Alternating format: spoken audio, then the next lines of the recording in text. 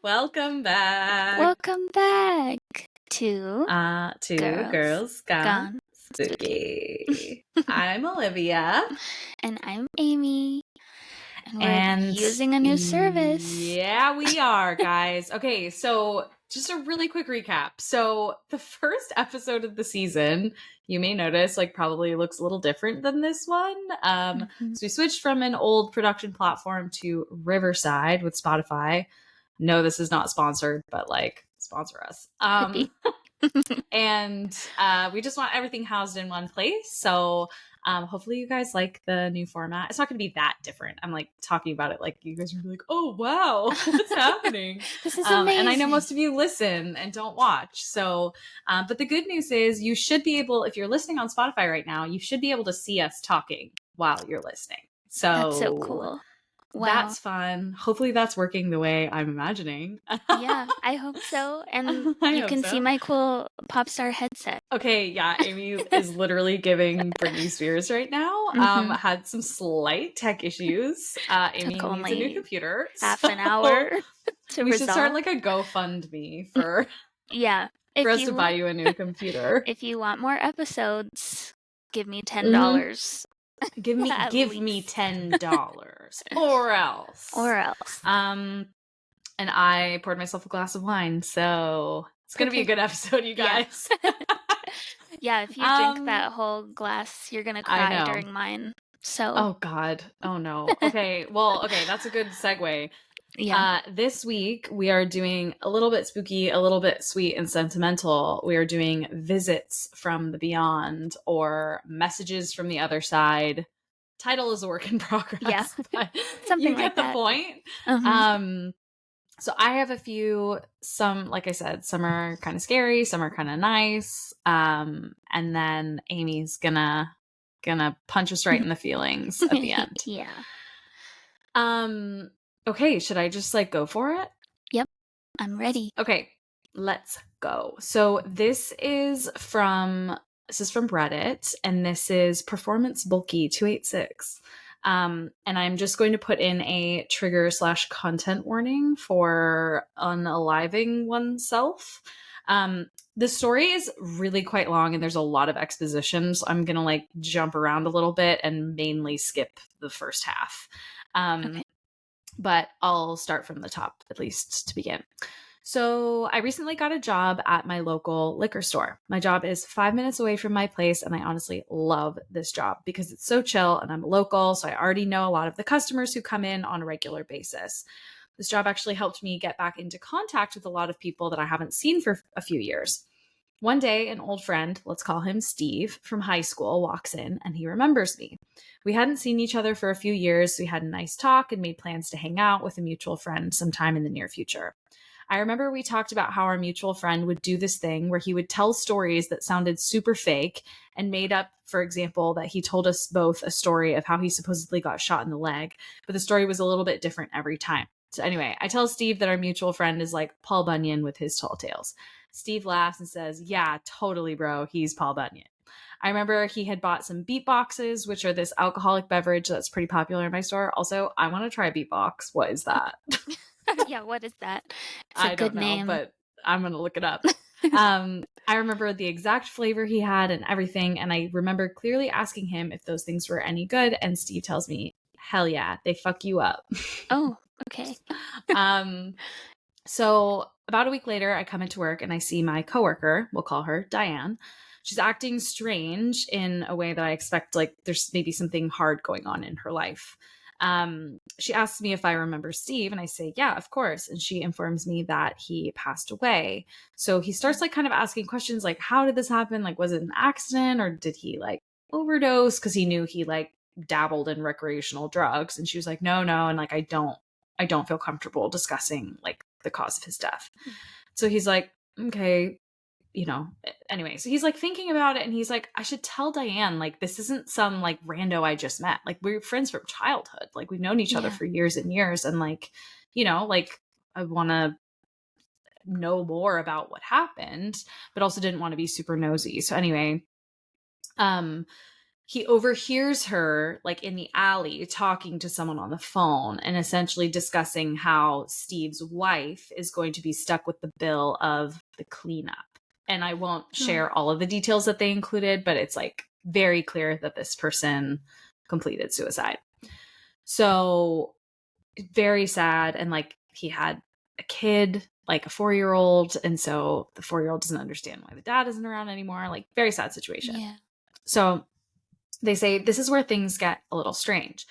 That night, I went to restock beverages in the back. It was around 1 a.m., and I suddenly had the sensation that I wasn't alone, and it felt as if I was with someone I knew, but I couldn't see anyone. I had a feeling that my buddy Steve might be trying to send me a message. I thought to myself, if I see anything, I would try my best not to get scared and freak out, and maybe pass on whatever message I receive.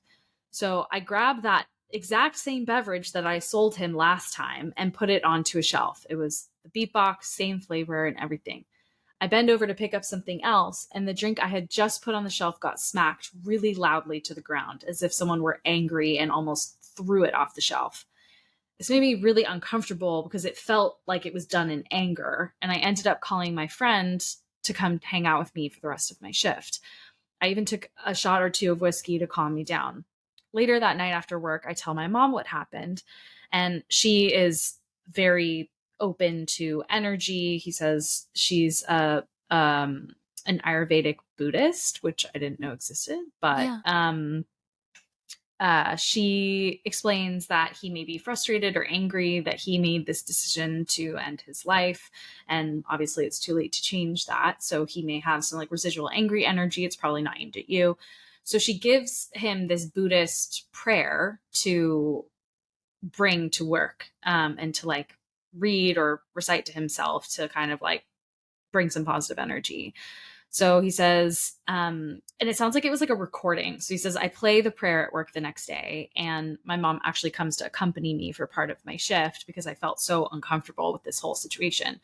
During the prayer, a foam cup that was sitting on the counter was thrown across the room by no one, and my mom and I both saw it.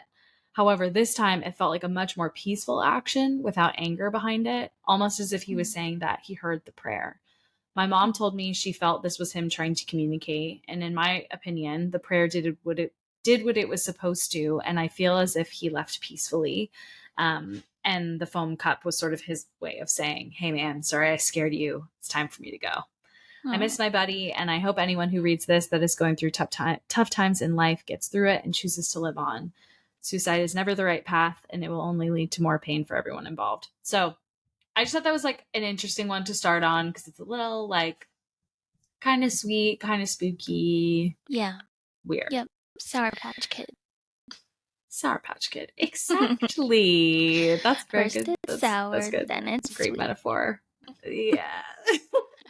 Kind of like us, honestly. Yeah, a little bit. No, you're all sweet. I'm a little sour. I don't think that's true. Respectfully, you're wrong. Yeah.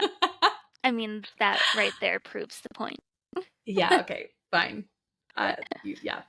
Correcting you. Direct me. Okay, this one is actually like really creepy. Okay. Not paranormally creepy, but creepy nonetheless.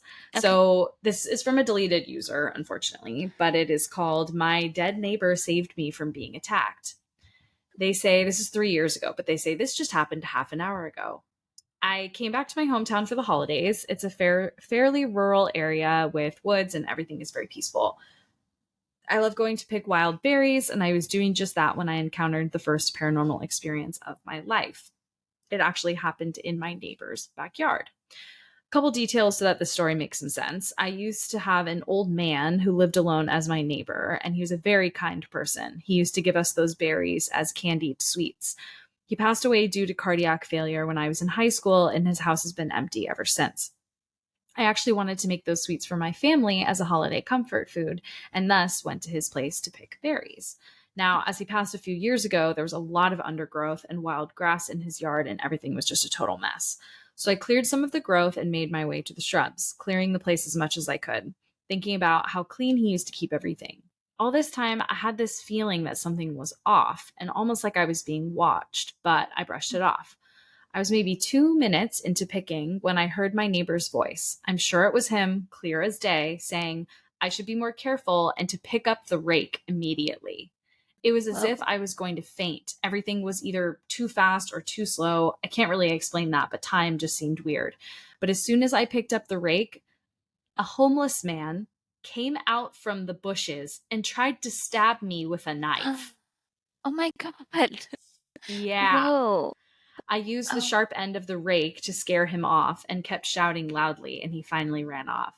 After I gathered myself, I was crying but couldn't shake the smile off my face. It was so eerie, but I'm unharmed, and I think I'm going to clean my neighbor's place. I owe him that much. yeah. It's like Wow. very like close encounter scary. Also, why? Yes. Why go to stab this guy? Right.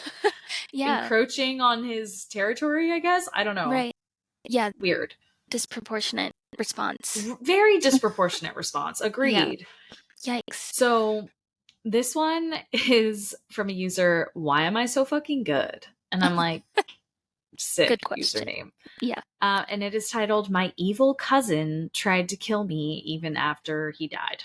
So, Okay, great. Yeah. My cousin Jack died last month.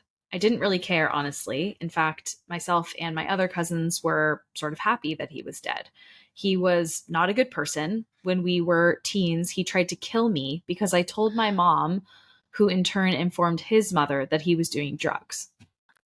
Wow. So, again, very disproportionate response. Jeez. So later, unrelated, he convinced my other cousin to move in with him after she was kicked out of her house. And for the whole first week that she was there, he pimped her for buying drugs and also took turns forcibly having sex with her.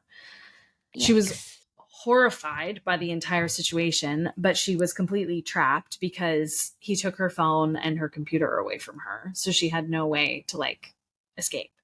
She eventually did escape, but it was very traumatic and she was traumatized to the point where she actually ended up ending her own life. No.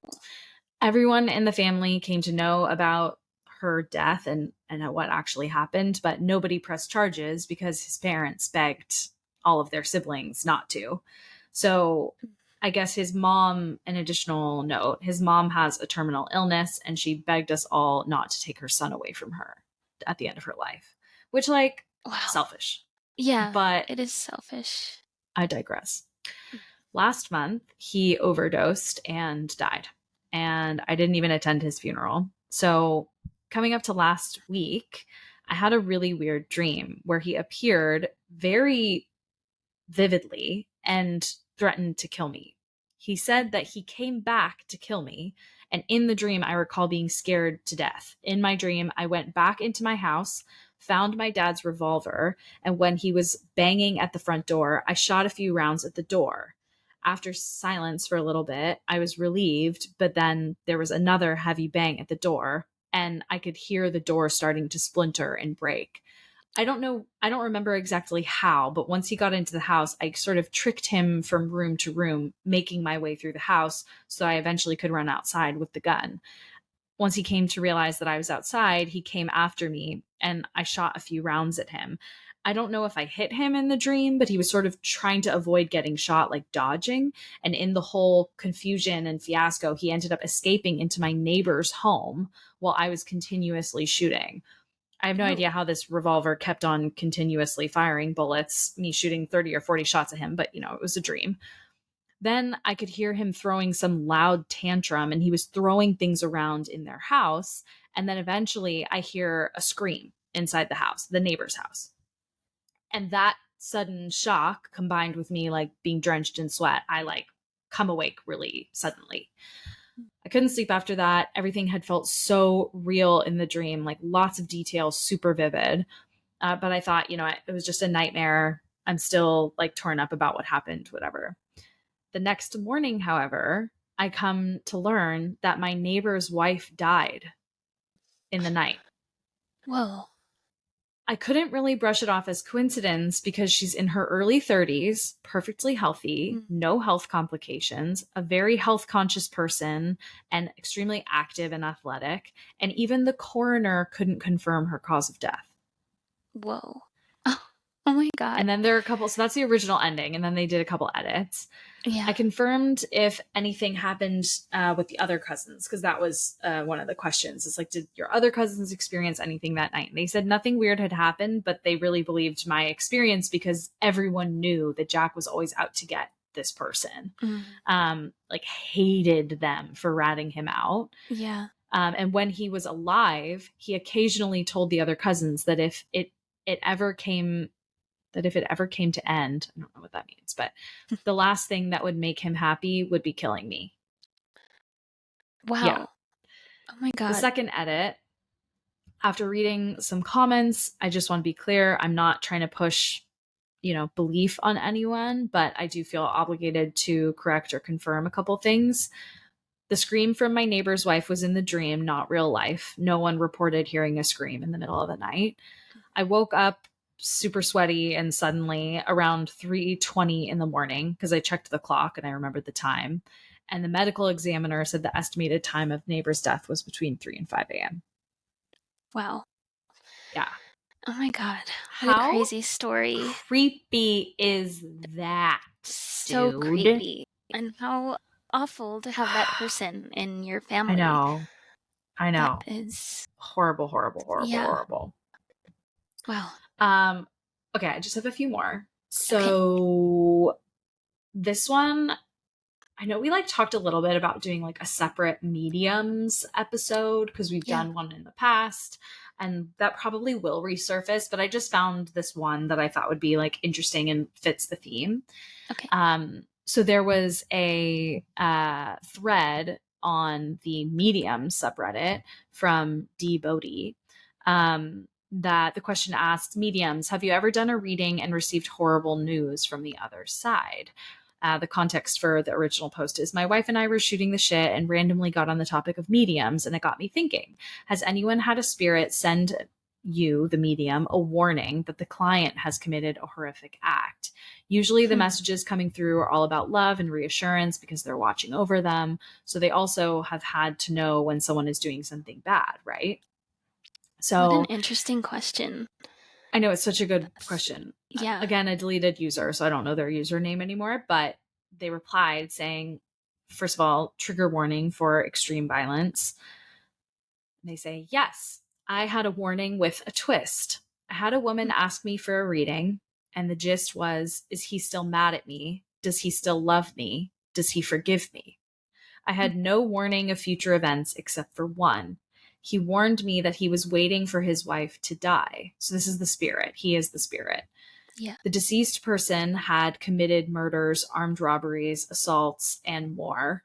I had visions of pistol whipping, sexual assault, terrible violence that was committed by this deceased person. Mm-hmm. I told her what I was viewing, the client, and she repeated her questions preceded by, yes, but is he still with me or visiting me? Is he mad at me? Does he forgive me? He did. And then she says, he did a lot when he was younger. I know. I don't know all of it, but is he still with me? So it's she knew that there was something off with him, but apparently she just kind of didn't care. Mm-hmm. The spirit then shows the medium a vision of himself with his hands around the client's shoulders and then his hands around her neck as if strangling her. He told me to, quote, tell that bitch that I still love her and I'm waiting for her to die, end quote. I told her he was waiting for her and that he was with her, and that was all I chose to told her. The twist, he died because she called the police on him when he was high and flipped out violently, and he basically ended his own life by engaging in a shootout with a police officer. Mm-hmm. So he started a gunfight, lost. I decided to be less than forthcoming. That was not my favorite reading. Yeah. I'm not surprised. Huh? This woman is yeah, but he loves me still? She's dude. Come on. Read the room, sis. Yeah. Wow. Yeah. Interesting. Okay, so I have one that is bordering on true crime, but I really wanted to include it because it's just like a good story and like very eerie. Yeah. So this is from Topher Lewis, and the title is A Message from the Other Side? ? They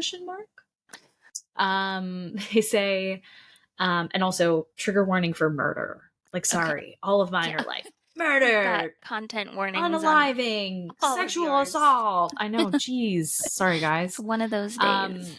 One of those days. Okay. They say, I posted this. This is from Topher Lewis. I posted this in a different group, but I realized it's probably better suited to here, which is the paranormal subreddit. It took a very long time for me to share the story openly with anyone. And this is a true story that spans 30 years. Back in the 90s, I was just starting high school. At the time, I had a long-term girlfriend named Kara, but she attended a different high school in a different city about 20 miles north of where I lived. Kara and I had our typical evening routine. We would talk on the phone for about an hour, talking about our day, making plans, or talking about the latest episode of Beverly Hills 90210. Typical high school shit. We were two normal teens that were in love, talking about our future plans as if we're going to be together forever. Sometimes we would discuss her drill team schedule and the upcoming competitions I would attend with her. Kara was on the drill team for her school, and they would compete regionally with other schools in the surrounding districts. I was still teaching myself how to edit audio, and I would often make her mixtapes that her team would create routines with, which is so cute. Love it. That shit was a pain in the ass, too. I didn't have a computer capable of doing any of the editing. I was literally teaching myself how to physically splice physical tape using audio cassettes. I was like, wow, that's impressive. That's dedication. And I must say, I became damn good at it. My family didn't own a cordless phone at the time. Instead, we had one of those wall-mounted touch button phones with the 800-foot coiled phone cord that would constantly get tangled up on itself. This usually meant that I was in the kitchen where the phone was mounted when Kara and I were having one of our evening phone sessions. One night, as Kara and I were discussing her upcoming drill team competition, my mom started calling out for me from the living room. I walked from the kitchen to the living room, still talking to Kara, when the local newscast came on. My mom told me, keep watching. I saw something really alarming on the news. It was the top story that evening. A young girl's body was found just outside of her high school that same morning. I remember being on the phone with Kara and watching the news as they covered the story. It was December 14th, 1991. The name of the girl whose body was found was named Sarah Yarborough. She was on the drill team for her school. Apparently, she had gone to the school early that morning and planned to meet with the rest of the team to prepare for a local drill team competition, a competition that my girlfriend Kara and her team were scheduled to compete at. Her body was found partially clothed, and she was unfortunately sexually assaulted and strangled. Now, if the similarities weren't already kind of freaky, the moment they showed a photo of Sarah on the news, chills ran down my spine. Sarah had curly, fiery red hair, and so did Kara. In fact, they even shared very similar facial features. I immediately told Kara to turn her TV on and watch the news with me, and we were both thoroughly creeped the fuck out. The similarities were too strong to ignore. Their names were similar, Sarah and Kara, both with bright red curly hair, and both were on their school's drill team. For some reason, the photo they aired on the news was burned into my memory. She had this very distinct earring in her ear, a hoop with a little white flower on it. At that moment, Kara was getting a call on the other line, so she answered it. Moments later, she came back to our line to let me know it was their drill team coach informing her that the competition they were going to attend was now canceled. Her coach did not provide any details, but obviously Kara and I already knew exactly why. That night, we both went to bed feeling very uneasy. In fact, over the next few days, we were overcome with this sense of dread. But as time went on, the event became a faded memory. We continued through the school year, writing love notes to one another that we'd send in the mail, attending drill competitions, making endless amounts of mixtapes. Life was back to normal, but this, unfortunately, would not last. It was now August 1992. Summer was upon us, and another school year was coming to a close. It was a picture day at my school. Picture day was a symbol of the year coming to an end. Everyone would go to get their big white envelopes full of 8x10 glossy headshots and wallet-sized photos and share them with their friends. Kids would usually write something on the back of them, like signing a yearbook, and would exchange them with their friends like Pokemon cards. That year, I shared a locker with my friend Ivy. She was one of my best friends in school. She was your typical happy-go-lucky, bubbly high school teenager, popular and well-liked, and I was more quiet and reserved. I had retrieved my photos earlier in the day, but I didn't bother looking at them as I didn't really care that much, so I placed them on the top shelf of the locker. At the end of the day, all the kids were looking at their school photos, comparing them, sharing them, etc., like they always do. Ivy and I met at our locker and she was excited to see my photos. She kept begging me for one. So after some begging and pleading, I took them out so I could give one of the wallet-sized ones to her. When I opened them up and took them out, I froze. Chills ran throughout my body and I just froze. I don't even remember if I was still breathing, but this overwhelming feeling of dread consumed me. The first 8x10 photo I pulled out of the envelope was not a photo of me. It was a photo of Sarah Yarborough.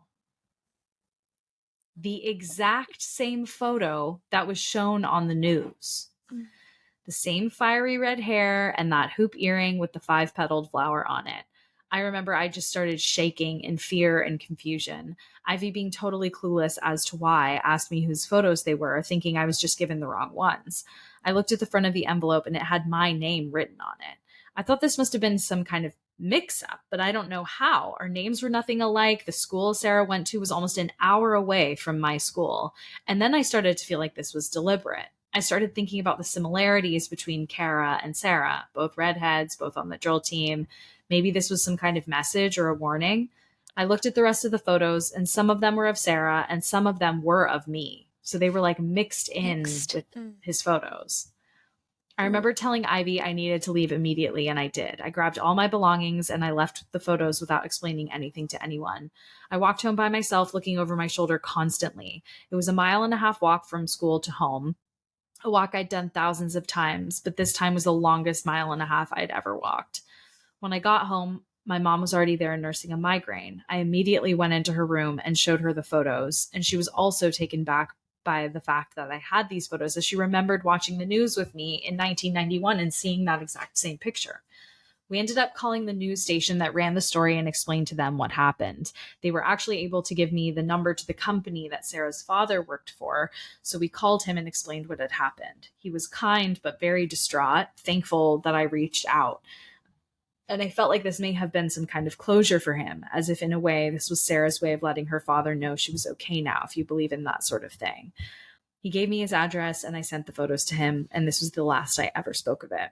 Years went by, decades, and then Sarah's killer remained at large. DNA technology improved and they were able to create a DNA profile from the crime scene, but all they could determine is that the killer was related to the original Mayflower settlers, and he was deemed the quote-unquote Mayflower killer. I never shared the story with anyone for what I considered obvious reasons to me. For one, most people don't believe me. And two, those I had shared it with started looking at me funny as if I had something to do with it. So for 28 years, I never talked about it. In September of 2019, it was announced that due to advancements in genetic genealogy, investigators were able to narrow it down to 2 suspects that were related. Eventually, investigators found a grifter named Patrick Nichols, who was found guilty of first-degree and second-degree murder with sexual motivation on May 10th, 2023. He was sentenced to 46 years in prison. He was 27 when he committed the crime and will be 104 by the time he is released. I still can't explain how or why this ever happened. School photos are usually taken and managed by a vendor, so maybe it was just a simple mix-up. I will likely never know, but at least now I feel I can talk about it more openly. That's pretty amazing. What do you think? Like, I don't know. At first I was like, is this going to be a prank? Like somebody knew that he had these feelings about the commonalities between Sarah and Kara. Yeah. But it doesn't seem like it. And that'd be a mean prank. Yeah, it would. Like very tasteless. Yeah. I don't know. I don't know what to think. Like, it does feel like, why him? Like, of all the people for Sarah, if it was Sarah to communicate, my feeling was almost like if the killer was targeting Kara and wanted to like scare her by sending something to him, but it almost sounded like they weren't together anymore by that time. Yeah. Because he doesn't talk about her anymore. Yeah. So I don't know. Yeah. It just really freaked me out. And like, I love that the dad is like, oh, like, you know, it feels like closure, which like, that's lovely. Yeah. And maybe that's what it was, that like Sarah as a spirit knew that this guy felt connected to her somehow because his girlfriend looked so similar. But I don't know. It's just so weird. It is. It's so weird. It felt like a movie, kind of. I feel like I could picture that being a movie. Yes. Like the scenes in the high school, like sharing the locker. And I know it's a cute vibe. Yeah. Except for the murder. Except for the grisly, senseless murder. Okay, I have one more, and we're diving headfirst back into the paranormal. Okay, let's do it. You ready for this? Mm-hmm. This is from AKKI44. Texts from spirits. Oh, I love this kind of thing. Yeah. Okay. I've been using a Ouija board for a few years now. Red flag. And have never encountered anything exceptionally noteworthy until recently. This is from 6 years ago, mind you. Okay. I started using it with a newer friend of mine, and we always end up talking to a spirit who calls himself Omri. Omry, sometimes spelled Omri. We've talked to Omri on the Ouija board 7 or 8 times now and still have no idea who or what he is. He only ever talks about my friend who I use the Ouija board with, which I'm just going to pause there for a second.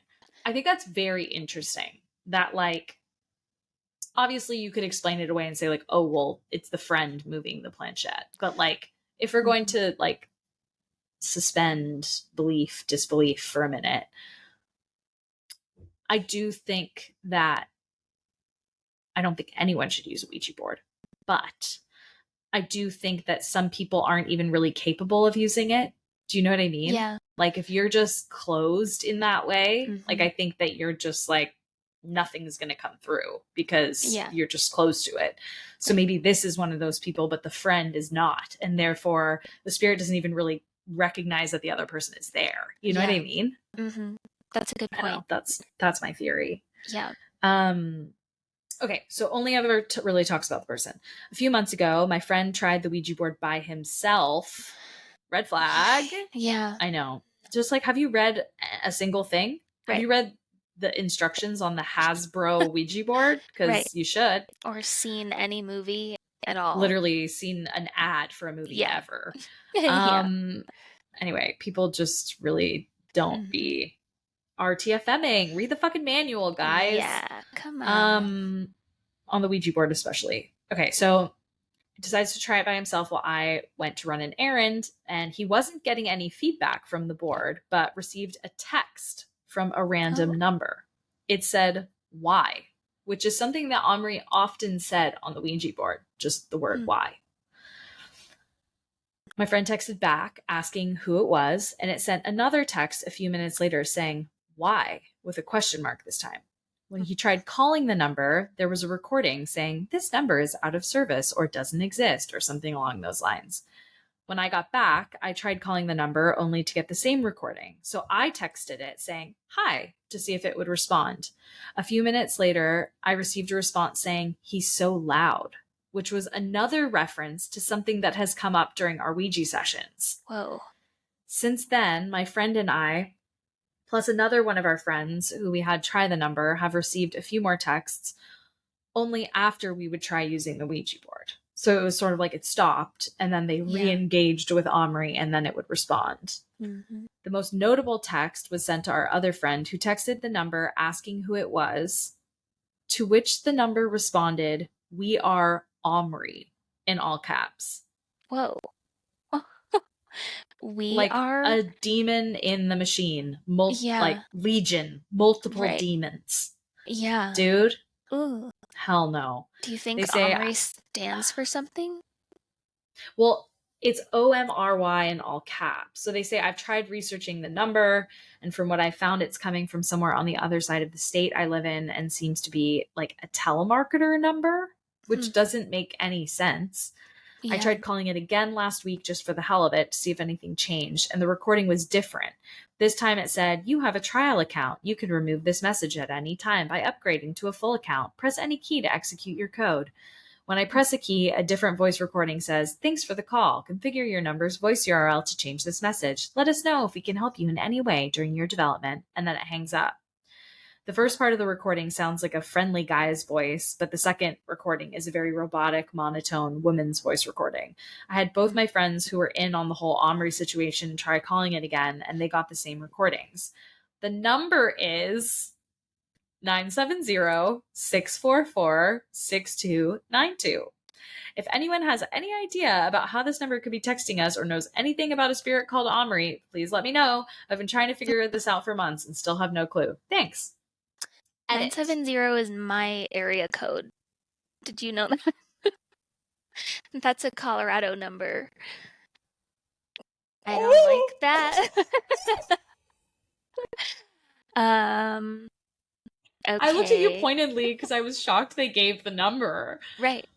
I thought you were I don't ever look at your number because I know that's why you were like, you realize that's my. Yeah. I hate that. That is weird that they gave the full number though. But it like makes it sound more legit. Yeah. Mm-hmm. Like, because they're like, here you go. Like, if you want to try calling, please. Yeah. No, I won't be calling. No. God, no.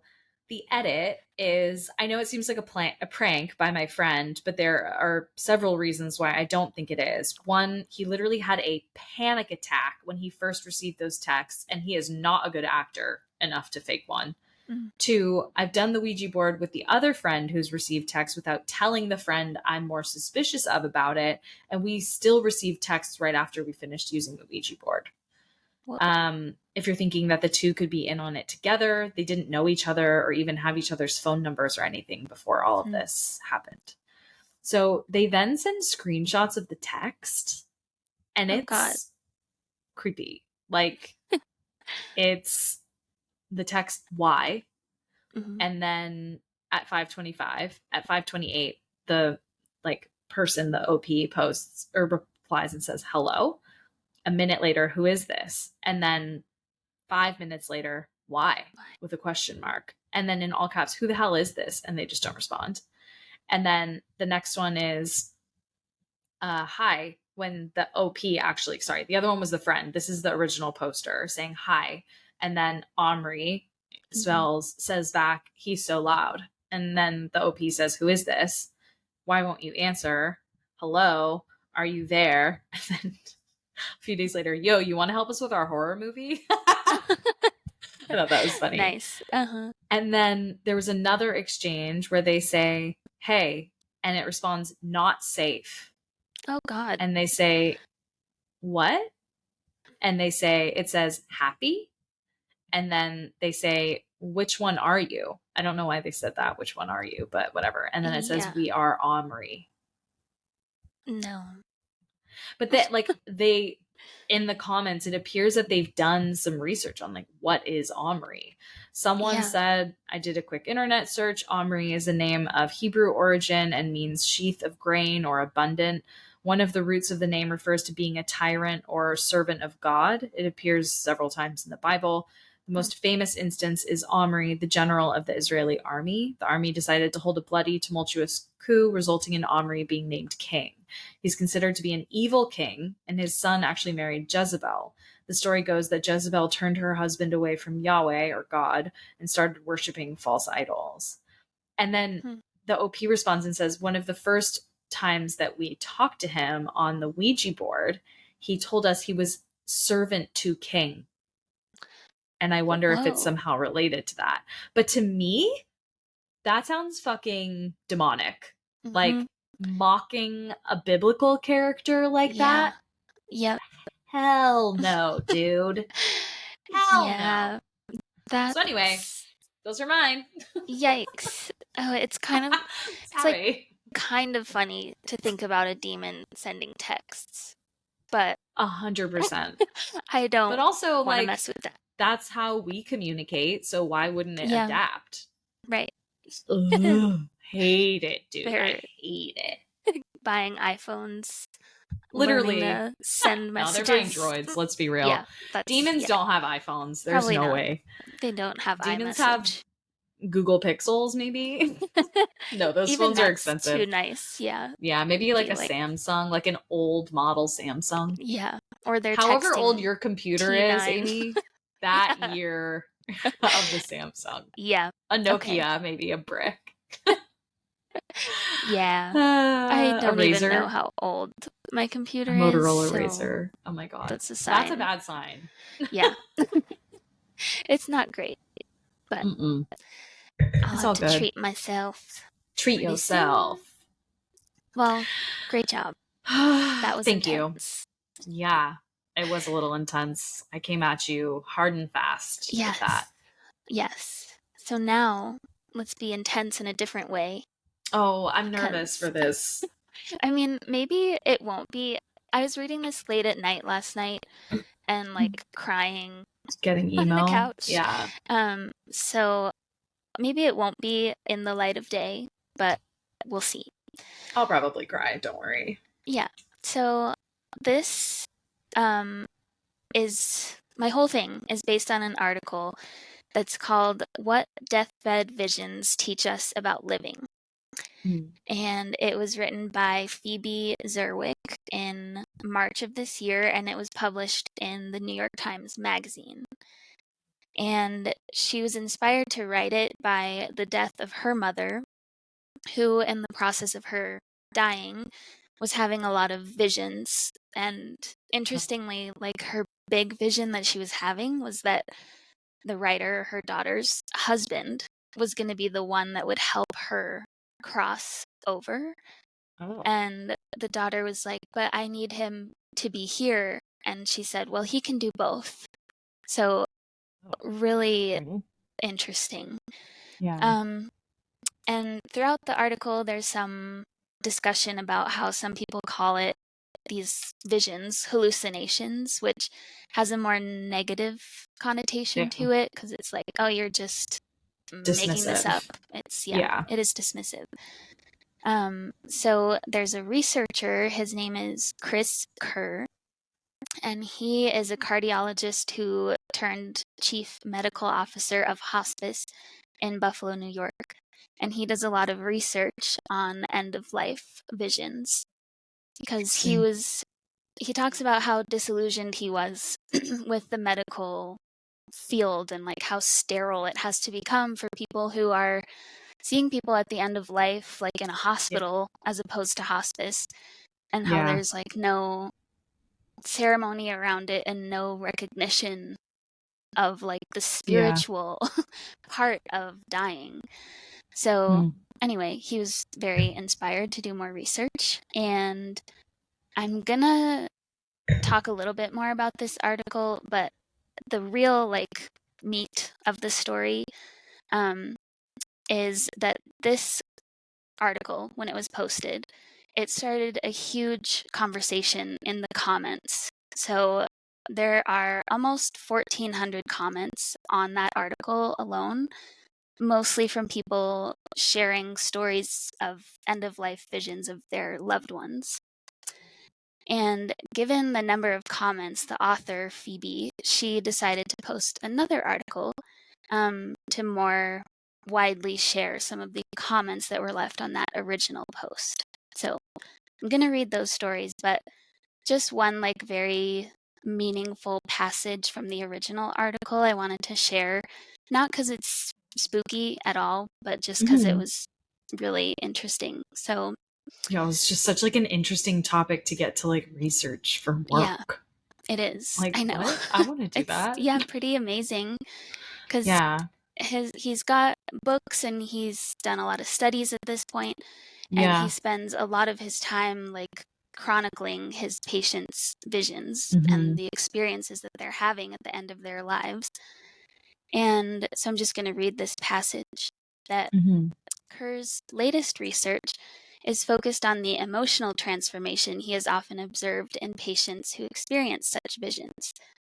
The first in this series of studies, published in 2019, measured psychological and spiritual growth among two groups of hospice patients, those who had visions and a control group of those who did not.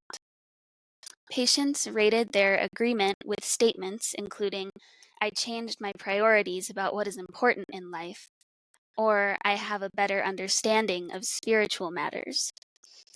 Those who experienced end-of-life visions agreed more strongly with those statements, suggesting that the vision sparked interchange even at the end of life. It's the most remarkable of our studies, Kerr told me. It highlights the paradox of dying, that while there is physical deterioration, they are growing and finding meaning. It highlights what patients are telling us, that they are being put back together. So that is just so touching somehow. Like, this whole article is just beautifully written. So, yeah. But yeah. So yeah, now on to some more specific stories. And this comes from Kerr, the researcher we've been talking about. Yeah. And it goes that on one of his shifts, he was checking on a 70-year-old woman named Mary, whose grown children had gathered in her room, drinking wine to lighten the mood.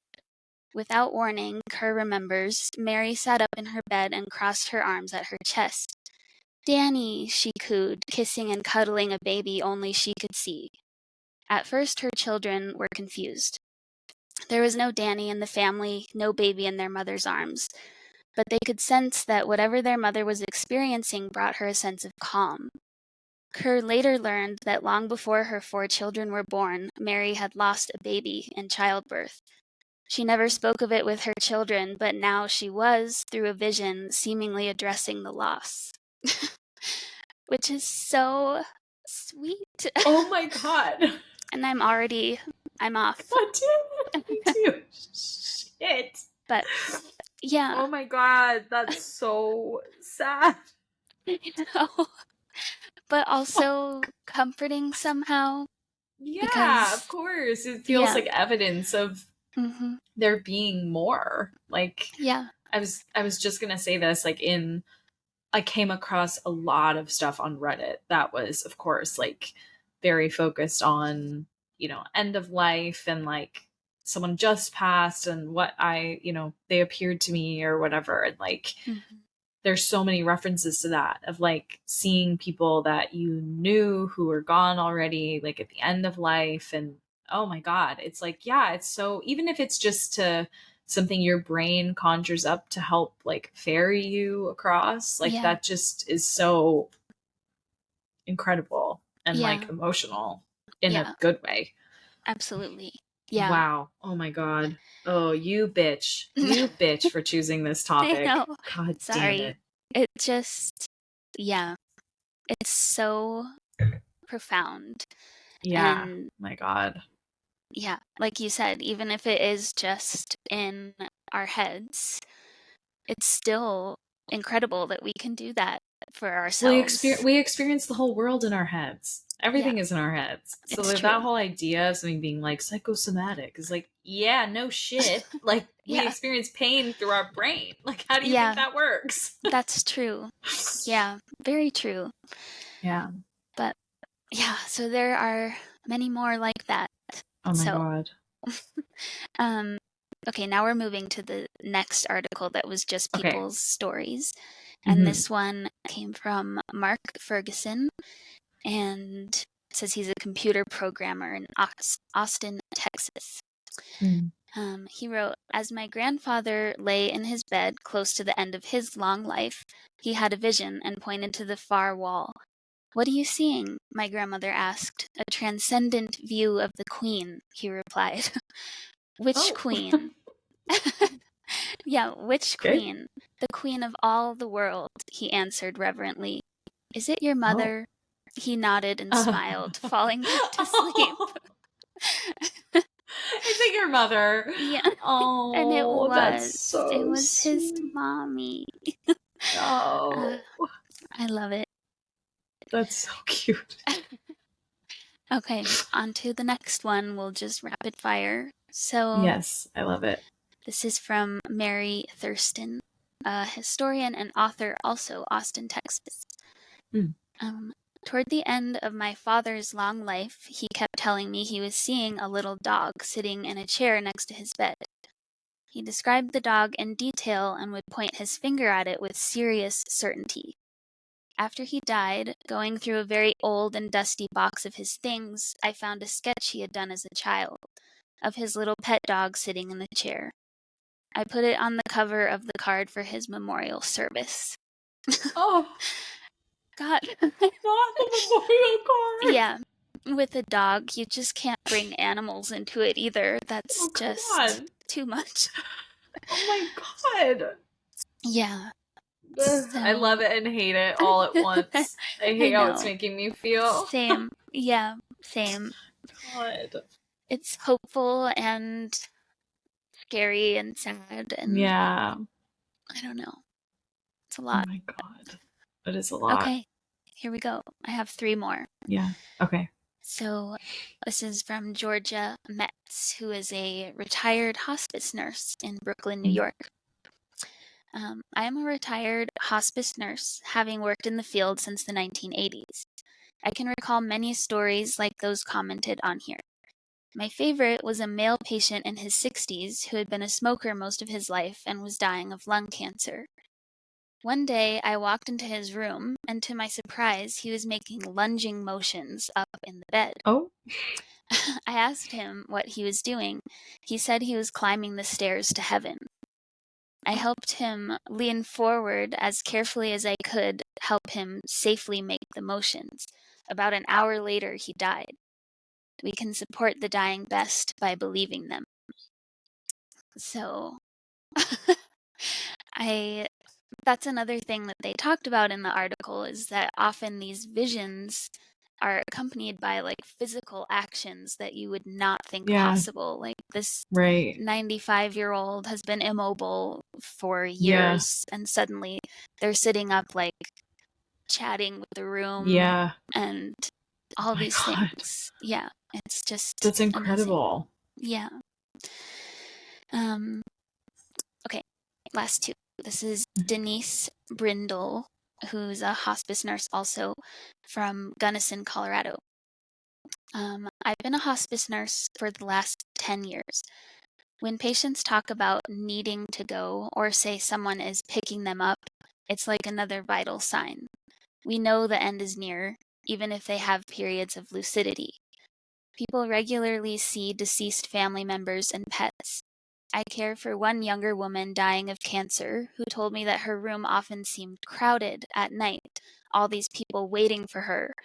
She was clear as anything when we were speaking, and I'll never forget that. It's so nice. This is not a good subject to have chosen. But I'm just grateful you have to read the stories and I could just hear it cry. Yeah. Oh my God. Nice sentiment. Yeah, it is. Yeah. Okay, final one. This is Milena Fiore, who is a nonprofit executive in Sausalito, California. So my mother was a German Holocaust survivor, and even though her father was Jewish, hers had not been a practicing family. She had a religious experience right before she married my father. He was in the U.S. Army Special Forces. That was how they met, and became a practicing Catholic.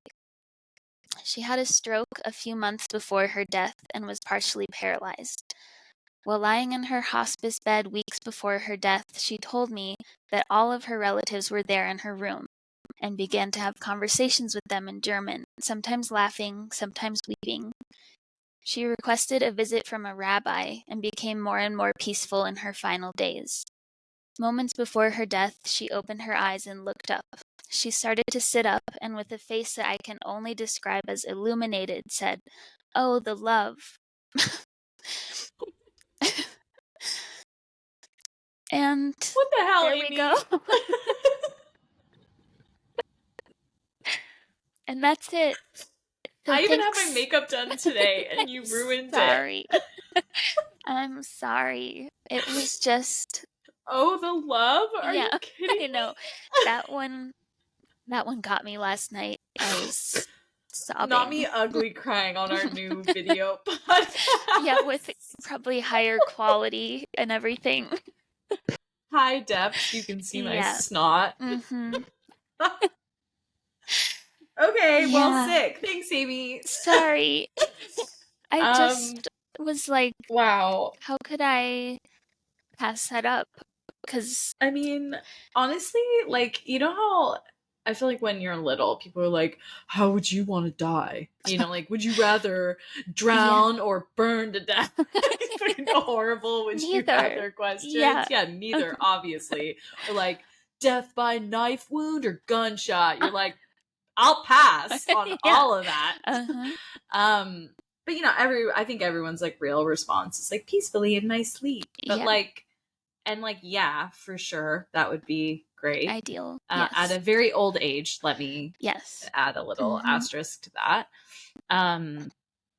But like, and this seems like the best way to go.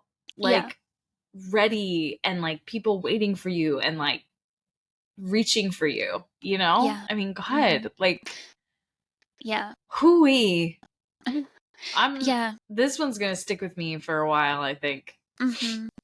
Yeah, I Wow. agree. And it's not spooky at all. And my original intention Yeah. with this episode was like, oh, I want to find the scariest ones I can.